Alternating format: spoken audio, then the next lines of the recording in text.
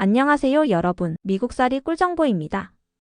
요즘 미국 곳곳에서 한인을 겨냥한 범죄 소식이 자주 들려오고 있습니다. 그 중에서도 특히 시니어 한인분들이 주 타겟이 되거나 피해를 보는 사례가 속출하고 있다는 점이 걱정스러운데요. 오늘은 최근에 어떤 범죄들이 일어나고 있는지, 그리고 우리가 어떻게 미리 예방하고 대비할 수 있을지 실질적인 정보들을 하나하나 짚어드리겠습니다. 최근 들어 범죄 유형이 단순한 절도를 넘어서고 있습니다. 예를 들면 주차장에서 갑자기 차량이 다가와 핸드백을 강제로 빼앗아가는 경우, ATM 주변에서 지켜보다가 현금을 노리는 범죄, 또는 쇼핑 후 주차장으로 향하는 시니어를 따라가 위협하는 사례까지 다양합니다. 범인들은 주로 혼자 있는 사람, 주의가 분산된 상태, 그리고 현금을 소지했을 가능성이 높은 대상을 노린다고 해요. 이럴 때 중요한 건 외출 시 항상 주변을 잘 살피고 쇼핑을 마친 후에는 바로 귀가하는 습관입니다. 또한 가방은 몸 안쪽에 단단히 메고 차 안에는 절대 귀중품을 두지 않는 것, 이런 사소한 습관 하나가 위험을 줄이는 데 큰 도움이 됩니다. 또 하나, 최근 전화 사기나 문자 메시지 사기도 정말 많아졌습니다. 특히 한국어로 걸려오는 전화를 받아보신 분들 계실 텐데요.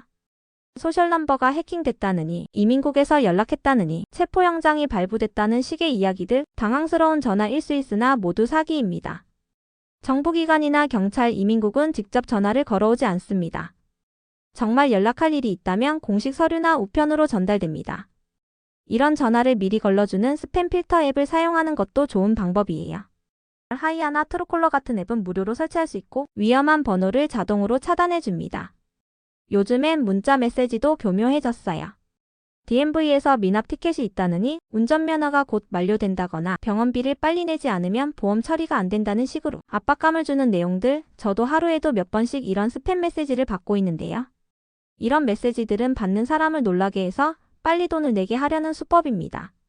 링크가 함께 오는 경우도 많은데요. 잘 보면 DMV나 병원 같은 기관 이름이 비슷하지만 스펠링이 살짝 다르거나 링크 주소가 뭔가 의심스러운 경우가 많아요.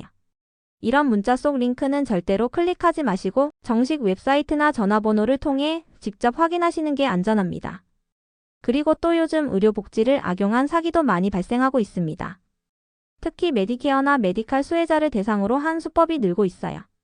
예를 들어 무료 건강검진을 해준다거나 신형 의료카드를 다시 발급받아야 한다는 식으로 접근해서 소셜 시큐리티 번호나 보험정보, 은행 계좌번호 같은 민감한 개인정보를 요구하는 경우가 많습니다. 혹은 실제로 필요하지도 않은 검진이나 진료를 강제로 예약해주고 그걸로 의료보험을 청구해 돈을 챙기는 수법도 있어요. 본인은 전혀 모르는 사이에 보험 기록이 이상하게 사용된 거죠. 이런 사기범들은 말투도 친절하고 정부 기관처럼 보이도록 진짜 같아 보이는 로고나 서류를 보여주기도 하기 때문에 헷갈리기 쉽습니다. 그래서 만약 누군가가 전화나 이메일, 문자로 검진을 무료로 해준다거나 보험을 갱신해야 한다며 개인정보를 요구한다면 일단은 의심부터 해보셔야 합니다. 정식 메디케어나 메디칼 기관은 절대로 개인정보를 먼저 요청하지 않으며 전화로 바로 계좌 정보를 물어보지도 않습니다. 가장 안전한 방법은 본인이 가입한 보험사나 복지센터에 직접 전화해서 확인하는 것이에요. 워낙 절도나 강도 사건이 많이 일어나다 보니 요즘엔 셀프 방범 기기도 꼭 하나쯤 갖춰두는 걸 추천드립니다.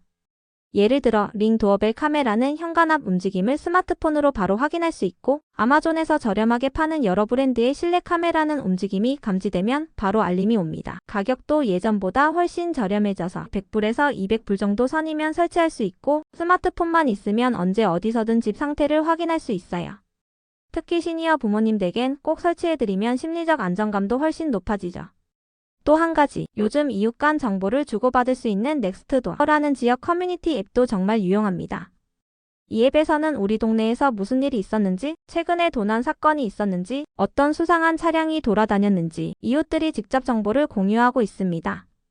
한국처럼 이웃 간의 말을 자주 섞지 않는 미국 사회에서 이런 플랫폼은 실시간 방범 시스템 역할을 해주고 있어요. 무료로 가입할 수 있고 기본적인 영어만 알면 누구나 사용할 수 있으니 한번 설치해 보시는 걸 추천드립니다. 오늘 영상에서 소개한 내용을 부모님께 꼭 알려드리시고 가까운 지인이나 이웃분들에게도 대신 전해주신다면 그분들께도 큰 도움이 될 수 있을 것 같습니다. 오늘 영상이 여러분의 일상에 작은 도움이 되었길 바랍니다. 지금까지 미국살이 꿀정보였습니다. 오늘 하루도 안전하고 건강하게 화이팅입니다.